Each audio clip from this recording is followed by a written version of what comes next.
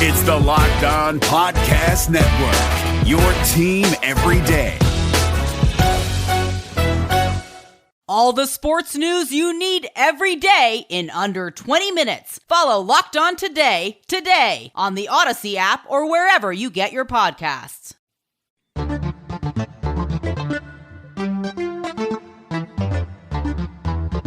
You are Locked On Pistons, your daily Detroit Pistons podcast. Part of the Locked On Podcast Network, your team every day.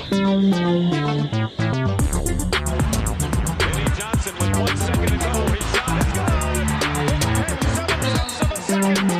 good. Detroit basketball.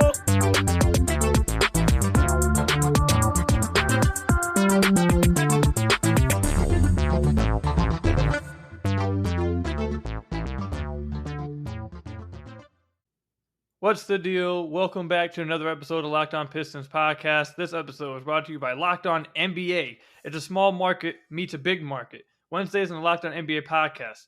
Join Jake Madison of the Locked On Pelicans podcast and John Corrales of the Locked On Celtics for a look at the NBA week from all angles. Follow the Locked On NBA podcast today wherever you get your podcasts.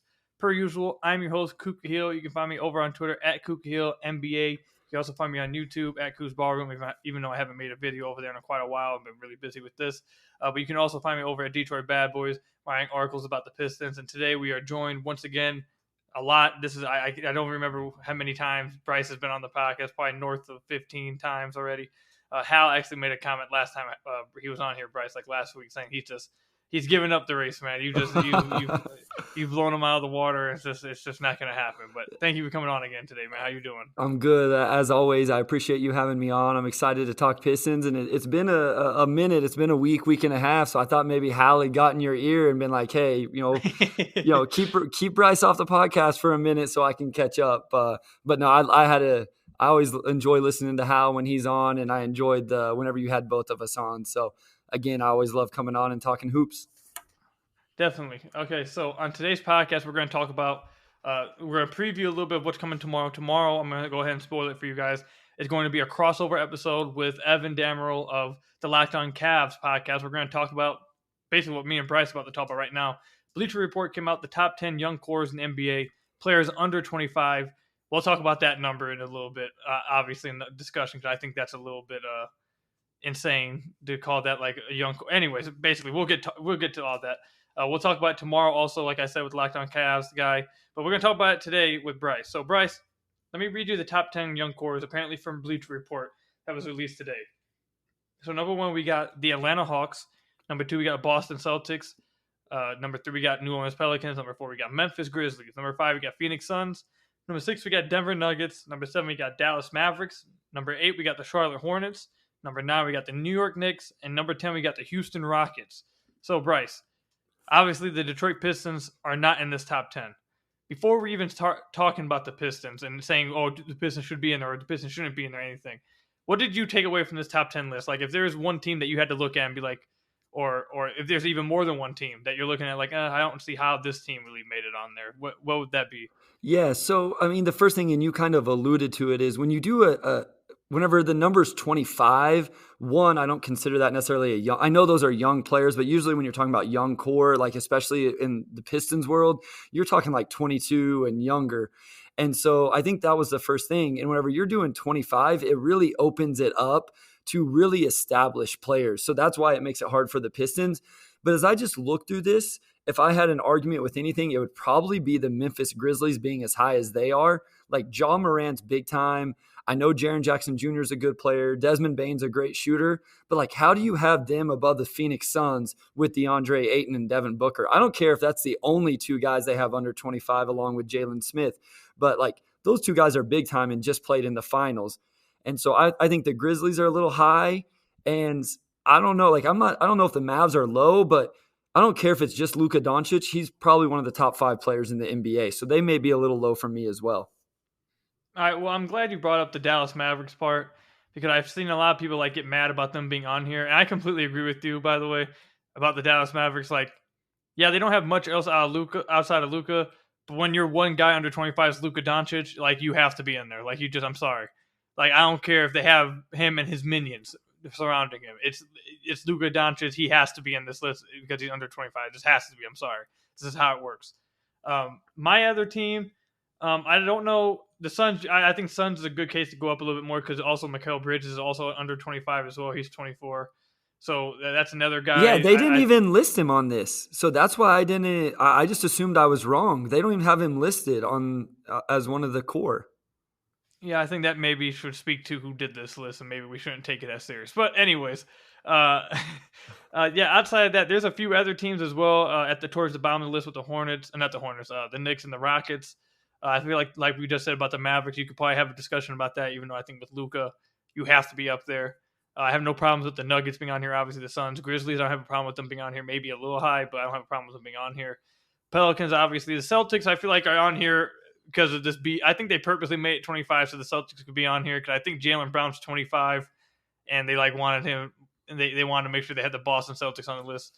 I completely agree with you about age of 25 being out of a little bit out of pocket because 25 is probably closer to your prime. Like dudes have already developed, dudes have had multiple years to get their legs to them and develop and get better and come in their own and stuff. Like that's almost a finished product damn near.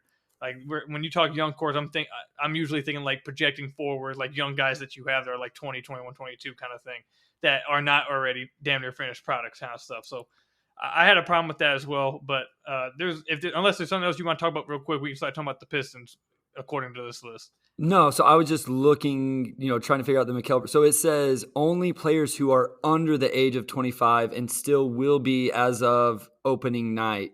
So I think Mikal Bridges has turned 25. So I guess that's why he's not on here.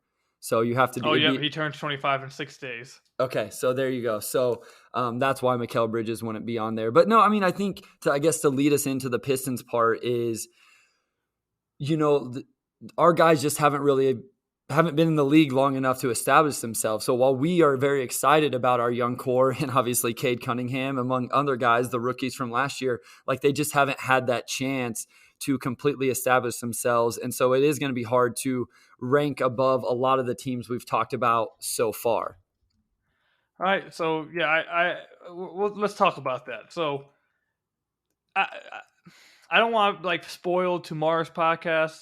However, I will say that me personally, I find it hard, like as much as we're all fans of the Pistons, I find it hard to really put the Pistons over many of these teams on this list. The argument I think the Pistons have for is the Knicks and the Rockets. But then also, I think that, Cat is 25, so I don't. So they don't count Cat because he's 25. Then so correct. That doesn't count. Correct. Yep. Correct. Okay. Because I was gonna come on here and be like the Minnesota Timberwolves, so definitely be on this list. They got Cat, Anthony Edwards. They got Malik Beasley. I was like, bro, where are they at? Didn't make no sense to me. But yeah, I guess the team I think would also have an argument to get into here is the Cleveland Cavaliers as well. They got a really good young core: Colin Sexton, Darius Garland. I believe Jared Allen still falls under that list as well. They got Isaac Okoro. I think they have a pretty decent young core as well. So Evan Mobley, who they just drafted. Evan Mobley, Evan Mobley.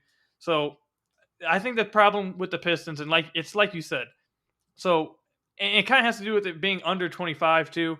The Pistons have 2 all-rookie guys from last year. Yeah, but those guys, that's all rookie guys. Like, we're not just talking about rookies anymore. We're talking about damn near 50-year, 60-year veterans when you're doing under the age of 25 that we're counting. So we're counting like Jason Tatum, Jaylen Brown, like guys like that when they're doing under 25. So I think that also hurt the Pistons. And also, like you said, a lot of the things with the Pistons young core is based off potential because not a lot of these guys have really produced to that type of level to really be considered this. Like, everyone knows I'm a big guy of Sekou. Sekou's basically considered a bust by everybody outside Detroit. And there's a lot of people inside Detroit that call him a bust. He's 2 years in. He's only 20 years old. He's one of the youngest players in the league still. But people are going to consider him a bust. Like, you can't just throw up Sekou Doumbouya and people are like, oh, that's a young core. Same thing with, I think you probably do the same thing with Killian Hayes. Killian Hayes, we believe in him. We like him. We saw things to like from him and reasons to believe he's going to be good still.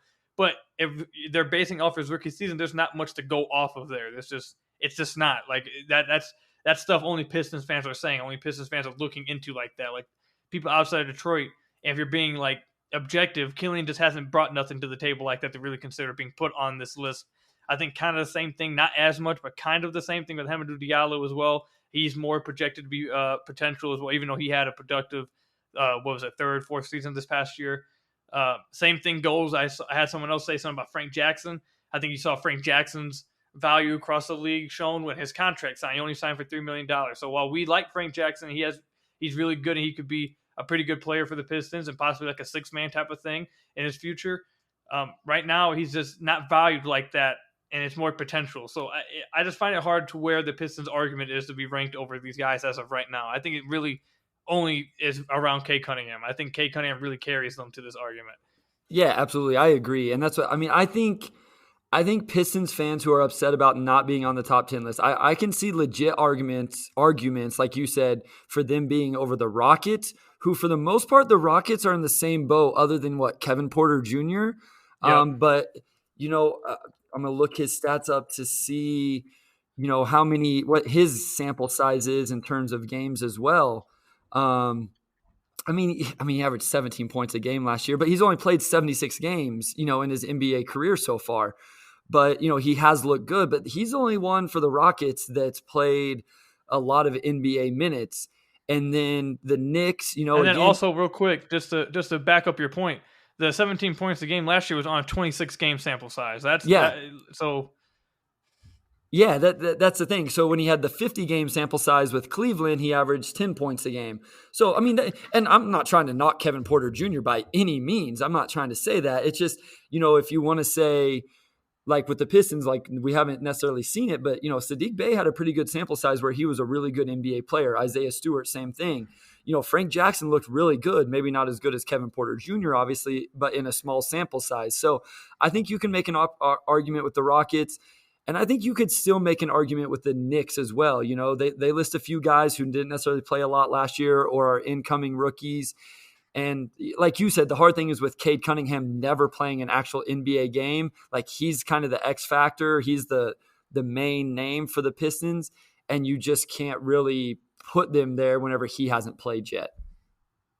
Yep, I agree with you. So we'll talk about more about this tomorrow with Locked On Cavs host Evan Dammer on our crossover. But as of right now, before we get into that, I feel like the Pistons may have an argument for at the bottom of that list, but I don't think Pistons fans really have a leg to stand on or really have the right now to be that upset about it, because there's a lot of guys, there's a lot of talented teams with under 25, and even if you take outside under 25, the Pistons guys, like we've mentioned, it's more of just projecting their potential future, and as of right now, they just haven't produced in this sample size so far in their career to warrant being on this list. Now, that doesn't mean we don't think they'll get there, but just as of right now, I don't think you can objectively say they should be over many of these teams right now. So, well, real quick, Koo, and I know we have to go, but if you move this list to an under 22 list, it completely changes the game, right? Because now a lot of these teams who have established guys are probably between that 22 and 25 age,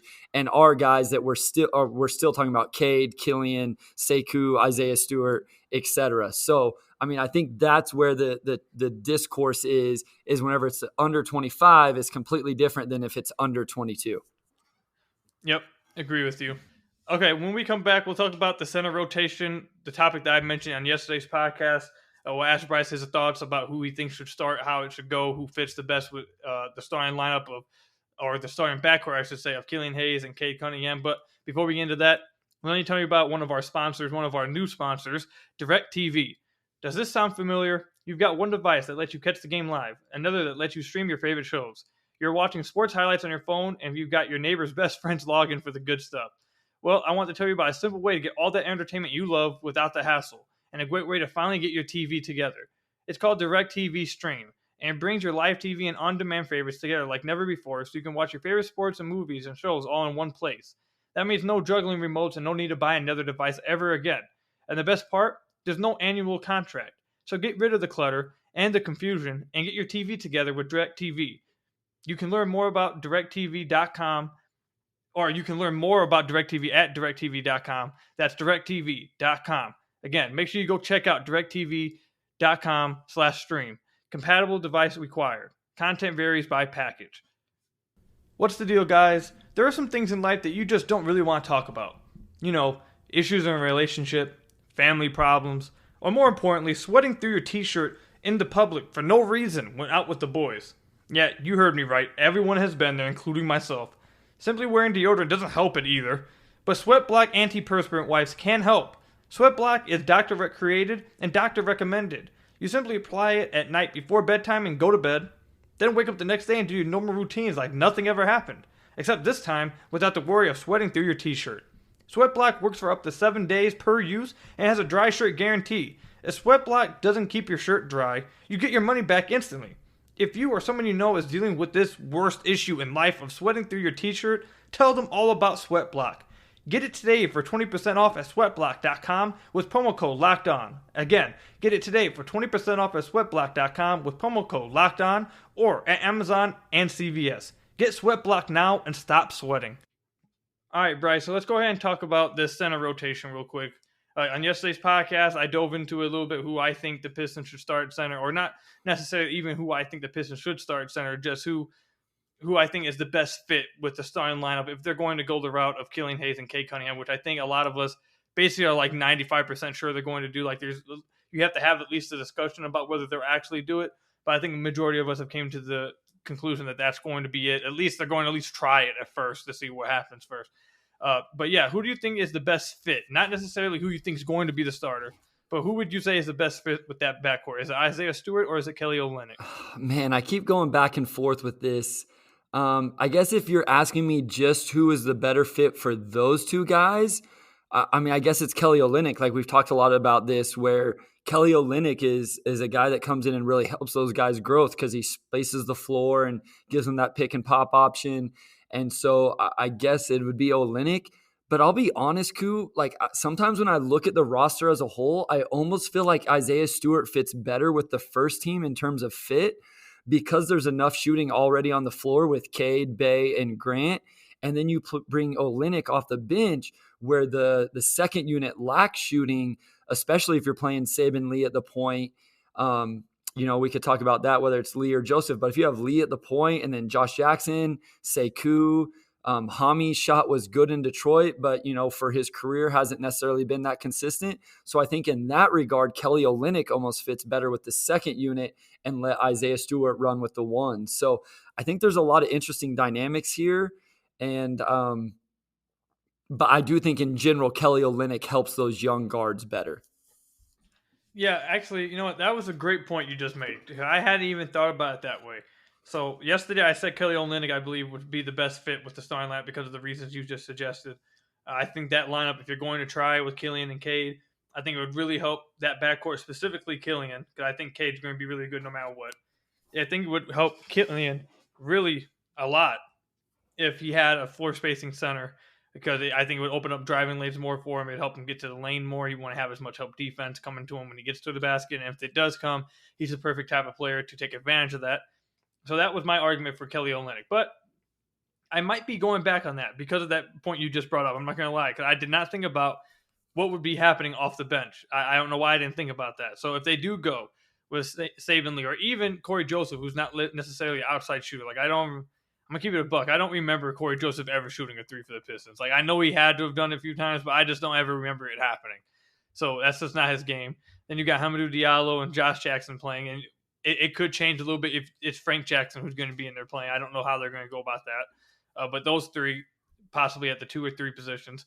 Then you got Sekou, and if it's Isaiah Stewart, you really are lacking a ton of spacing there. And it's just, unless guys are getting staggered, unless Cade and Killian are getting staggered, and Jeremy Grant's possibly getting staggered, or possibly Sadiq Bey getting staggered, unless that's happening, that second lineup really is going to struggle with shooting.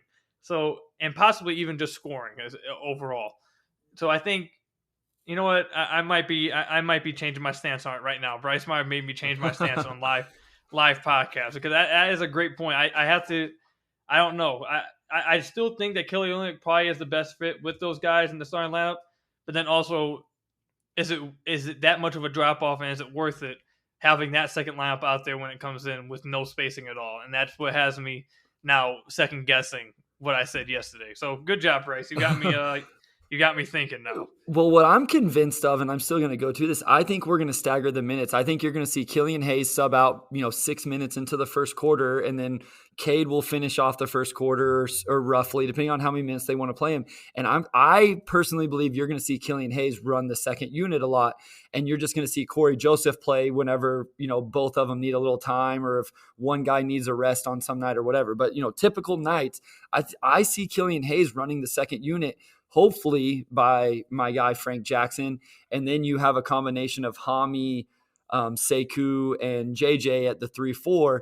But then Kelly Olynyk again fits really well with that unit because one, it gives him another guy that can create offense a little bit. He played that role a little bit in Houston, so you still have another guy on the floor that can create a little bit, initiate offense, maybe not create offense with Killian, pass the ball well, and then the floor spacing that it adds to the second unit. So I mean, I could really see that being what the Pistons go with Stewart starting. And then, even if Olynyk plays with the starting lot, subs in pretty early, plays with Cade for a little bit, but definitely gets those minutes with the second unit and Hayes running that.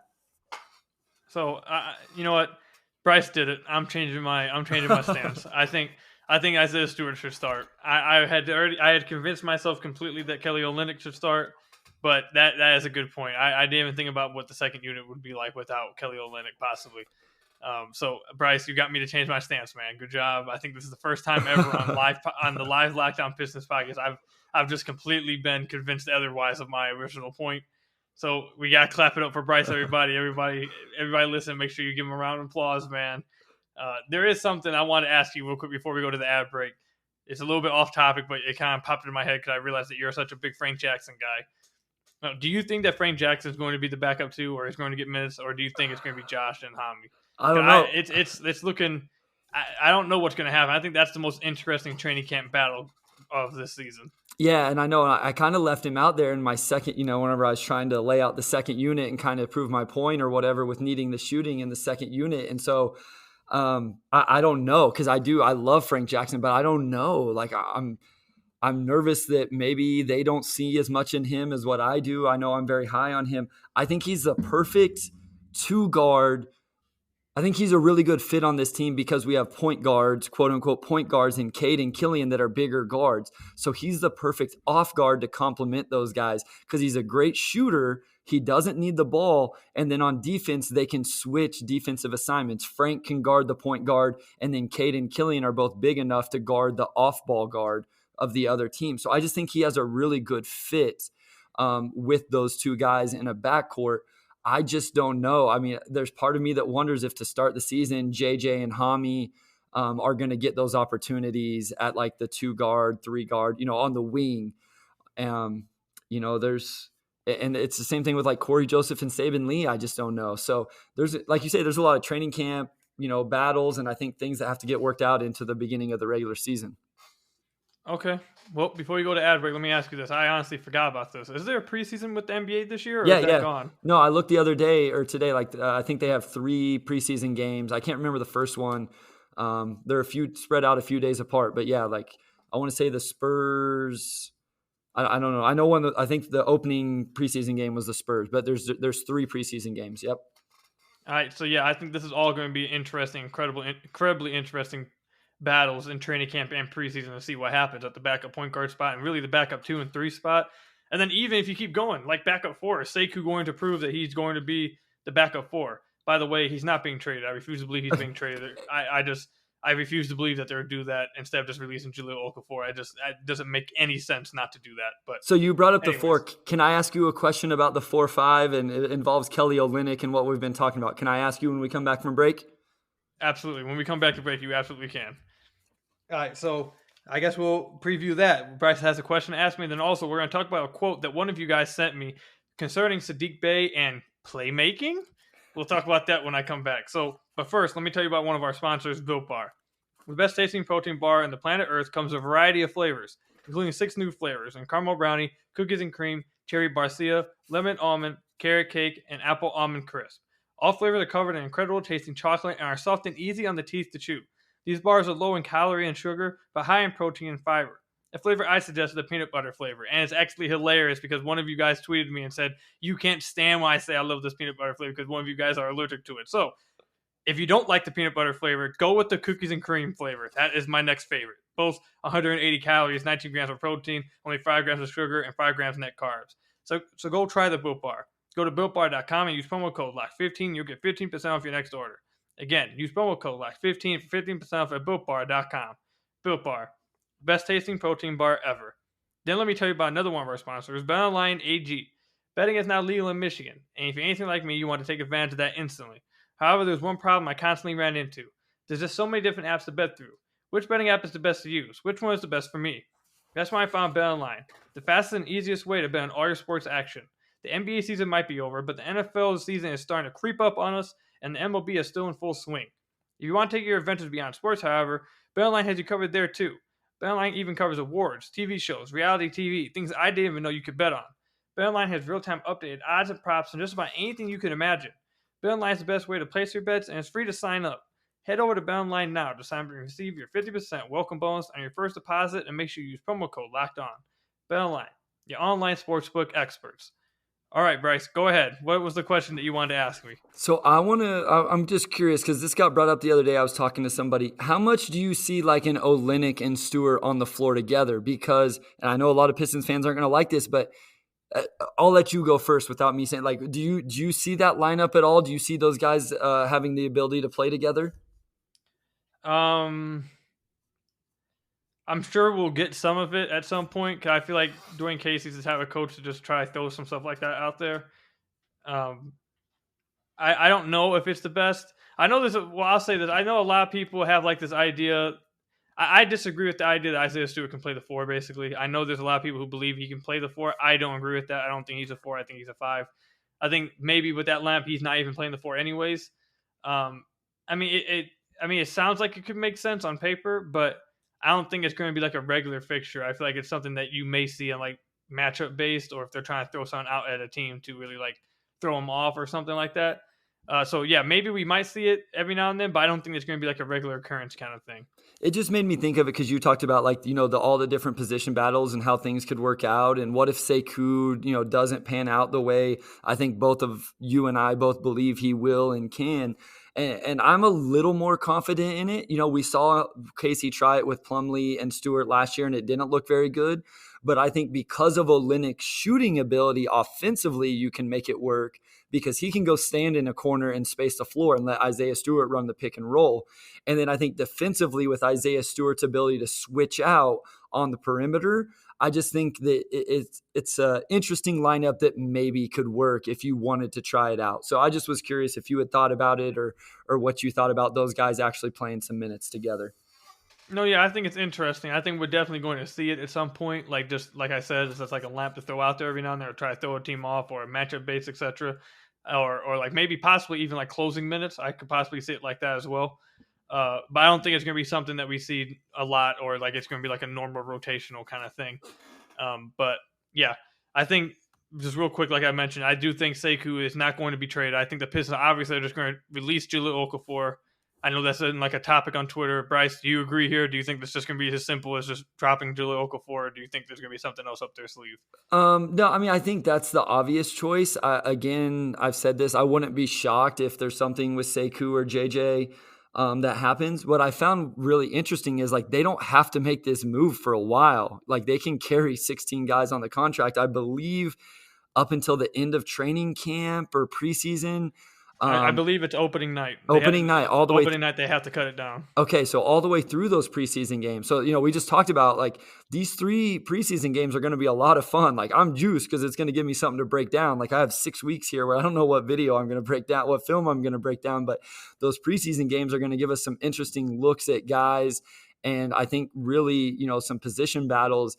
And, maybe it's going to be a little while before we have an answer. Maybe they're going to see if those guys, JJ plays well in the preseason and somebody decides they want to trade for him, or an injury happens on another team.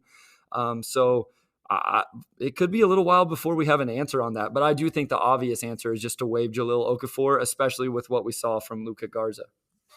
Yep, and I think I think that's probably the best route to go about it too. Just wait till preseason, let it play it out, because Sekou could either prove that he deserves to be the backup four or deserves, possibly be traded and maybe make room. I know I've seen people say, oh, we need to get, what's his name, Jamar Pickett on the team.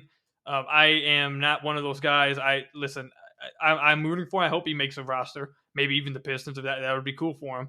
But I'm not one of those guys that's going to overreact to Summer League. So once again, I'll say it every time people start saying this stuff to me. I watched DeJuan Summers go out in Summer League and look like Michael Jordan, and he couldn't last in the NBA for longer than a season and a half or something. So you're just not going to convince me that some dude, because he was doing pretty good in Summer League, is going to come and just start replacing dudes in the NBA until I see it on an NBA floor. Hey, real quick, and I tweeted this out, but DeJuan Summers gave me buckets in college. So we played Georgetown whenever I was in college. We AU's across town in Washington D.C. And just real quick story. I'm sorry, but you get a scouting report, and usually it says the guy's 6'9", and then you walk out on the court, especially in the Patriot League where I played, and the guy ended up being actually 6'6", or something like that. So the scouting report all week on DeJuan Summers is he's 6'9", and I'm like, yeah, sure. I show up, play Georgetown. DeJuan Summers is 6'9", and he is a monster, and he absolutely murdered me. I don't think I scored that game. So it just tells you the difference, right? It's been a talk about trying out for the Motor City Cruise or whatever. And it's even these guys who don't make it to the NBA are still absolutely incredible basketball players. There's just so many levels to this game. Yeah, absolutely. Definitely a ton of levels. But like you mentioned, and we've been talking about, there's going to be a lot to watch for in preseason. And it sounds like that we might even get a little bit more of the dreaded thing that I just can't stand seeing and I don't really want to see. But it sounds like we may be getting more of that, and possibly even in the season. I was just tweeted by one of you guys. His name is Chubbs, one of my listeners. Thank you for sending this, and thank you for always listening to the podcast. But he sent me this quote, and it's from, it's not a quote, but it's from Detroit Bad Boys. One of my fellow writers wrote it over there. And apparently, let me just read what it says. It says, in one of his recent interviews, Coach Dwayne Casey said of Sadiq that he wants him, Kay Cunningham, and Killian Hayes to be interchangeable as playmakers. Okay, so Bryce, I'm not going to give my thoughts off the top because everyone knows how I feel about this. What do you think? What do you take away from that statement? Do you think that that's actually something we could see from Sadiq, or do you think that's just a bunch of talk right now? To me, this is a coach trying to instill confidence in one of his players. And so you say something like this, you assume your players see it and oh, coach believes in me and all that. I don't know why we need Sadiq Bey to be a playmaker. And I'm not sitting here saying that he shouldn't try to develop his game or whatever. But we have Killian Hayes. We had Cade Cunningham. Kelly Olynyk does it at a decent rate. I believe in Hami Diallo as a somewhat of a playmaker, offensive initiator. I know I've talked about that multiple times on the podcast. And so you've brought it up. I know you've proven your point and you've talked about it and you've done a breakdown of it. It's not necessarily a strength of Sadiq Bey. And you and I have talked about this off air, off Twitter, away from everything where it's just you and I. And if Sadiq Bey wants to continue to work on that aspect of his game, I'm all for that. Do that. But come season, he just needs to do what he does best. So unless he has vastly improved between Summer League and now with that, then that's not necessarily a role I want to see him in, because I don't think that's a role he's going to thrive in. Now, once he gets through the season and into next offseason, if he wants to continue to work on it again, great. But, I would be interested to know what Pistons fans think about this, about possibly taking the ball out of Cunningham and Hayes' hands even more and putting it in Sadiq Bey's. So let me just say, I would like to be able to fly tomorrow. Okay, I'd like it if I could fly tomorrow. I'm sure a lot of you guys, including Dwayne Casey, would like to see Sadiq Bey be a playmaker. Just because you want to see that and just because I want to fly doesn't mean it's going to happen. But also, let me just say this. Bryce brought this up as well. There's about 5 guys on this team that I'd rather see. Actually, I could probably go down the list of even more than 5 guys I'd like to see try to be a playmaker for the Pistons. We got Killian Hayes and Cade Cunningham, obviously. Hamidou Diallo, I completely agree with you, is good. I think he's a pretty good secondary playmaker, initiator. I don't think he's a primary guy, but I think he's pretty good off ball or attacking, and off the ball as a secondary playmaker. I think he's pretty decent. Jeremy Grant, I'd rather see Jeremy Grant playmake or try to create for others. I would rather see Corey Joseph, Saban Lee. So it's just I forgot about Saban Lee. Yeah, I mean, obviously you want the ball in his hands as well too. Yeah. Yeah, and especially if Sadiq's going to be starting, it's like it'd be a somewhat. Let me just put again emphasis on somewhat, because I really don't want to see much of this from him at all. He's just not. That's not his strength. He's not very good at it at all. I just don't really want to see it. But if he was coming off the bench with the second unit, then I would somewhat like get it. But if he's going to be starting with Killian Hayes and Cade Cunningham, if you're taking the ball out of Cade's hands for Killian, fair enough. If you're taking the ball out of Killian's hands for Cade, fair enough. There's no reason in living hell I should be seeing the ball being taken out of Killian and Cade's hands so Sadiq Bey can go try to play make. So I don't think this is actually going to happen. I think it's kind of like what you just said, Bryce, of a coach trying to talk his guy up, trying to make him, build some confidence there and try to, back him up or whatever. But come season, I don't really believe that's going to be the case. It's just, it's not going to happen. I don't believe it. He's not very good at it, and it doesn't make sense to take the ball out of other people's hands and let him try to do it. There's a difference between like letting a guy try to develop his game during the season and that's not like I talked about many times before. There's other ways to develop your game. I don't agree with the idea that he has to play make, or he has to be given these possessions as a playmaker to develop. I think there's all kinds of other things he should be developing that will make him a great player outside of that. So I don't know. I don't think it's actually going to happen, but go ahead. No, I was just say, so whenever I pulled up the article, and so as I read that, my thought is, and maybe I'm maybe I'm taking it out of context, but whenever the way it's worded, to me, that means that's going to be the primary guy you put in the screen and roll situation, or is leading the break. Like he's getting the outlet and he's leading the break. And I'm hard pressed to find a lineup where he's the number one guy doing that on the floor, because very rarely are we not going to have one of Hayes or Cunningham on the floor. And if they're not on the floor, then you're going to have a Hami Diallo, who, again, I would rather have him in a screen and roll situation handling the ball, or a Saban Lee, who that's what he does best, is play off screen and roll, not off ball. So I just find it hard to believe there's any lineups where he doesn't make your team better by playing off the ball as much as he does on the ball. Unless it's just a really, really weird lineup where none of those guys are on the floor. Yep, I agree. So we'll see what happens. I don't think it's going to be something that actually happens again. But, I mean, hey, who knows? It's Dwayne Casey. Who knows what's going to happen? He could throw a screwball at us, and all of a sudden it's actually, I don't think the term's a screwball. I don't play baseball. Is it a curveball? It's a curveball, right? Curveball, yeah. A curveball. You think I'd be getting better with these terms because I've been nonstop playing MLB The Show the last few months. But I feel like you just rage quit because you get pissed whenever you like hit it perfect and it's only warning track power. No, don't get me started on that. Actually, I think it's hilarious. That I played one of you guys. One of my listeners tweeted me and said, "I think I'm playing you in MLB The Show right now." I did end up beating you. I'm gonna go ahead and give myself some props on that, but I think that was pretty cool that I played you. But yeah, that MLB The Show, man, definitely pisses me off to no end with the continuing pop outs or the perfect fly outs. It's just I can't do it. It pisses me off to no end. But outside of that, Bryce, is there anything else you want to talk about, man, that we've hit on? Anything else you want to bring up? Nah, man, not tonight, man. I appreciate it so much. I had a blast talking all this, and I know it's kind of the slow time news-wise for the Pistons or whatever, but there's always something for us to get into and get worked up about and have some fun talking. Absolutely, man. Thank you for coming on. We've been doing a pretty good job of keeping the time on here. We're at 36 minutes, so. I know, man. I feel like I got to keep it down whenever we have one. Like, okay, let's not push it any longer. That way the locked on people aren't like, cool, you can't bring that kid back from Motor City Hoops. So I'm like, if it's under 40 minutes, they ain't going to say nothing. So we're going to cut it. Absolutely. Let's go ahead and get it done with now then. Actually, real quick, Bryce, you better have saw and shown your wife that Spider-Man No Way Home trailer. It better have happened because it came out today, and it's actually, no, I think it came out yesterday. And it's a big deal. Everyone's freaking out. I can't believe it. I love it.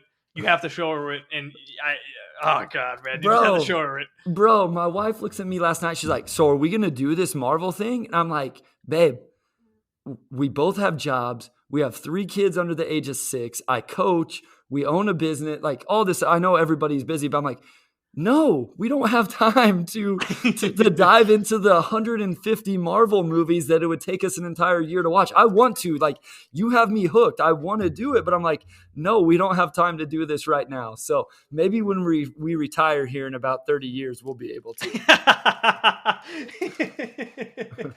When we retire. Oh God, dude. I'm telling you, man. If you just look up something, I'm sure people have a list of like some movies that you can cut out and some movies you can watch. I'm telling you.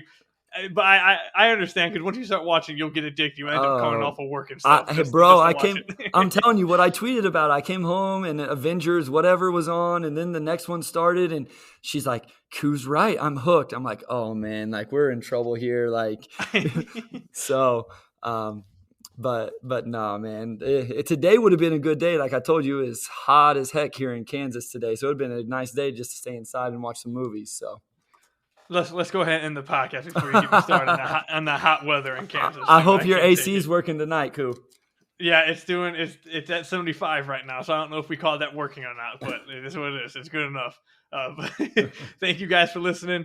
I appreciate it as always. Make sure you go follow me at Coop Keel NBA. Make sure you go check out Bryce over at Motor City Hoops podcast, where you can find all your other podcasts as well. Make sure you follow him at Motor City Hoops on Twitter. I appreciate you guys for watching or listening, not watching, listening. And I'll see you guys tomorrow on the episode or the crossover episode with Evan Dammer of Locked On Cavs when we talk about the top 10 youngest or the top 10 under the 25 rosters list from Bleacher Report. So until then, I'll see you guys then. Peace out, everybody.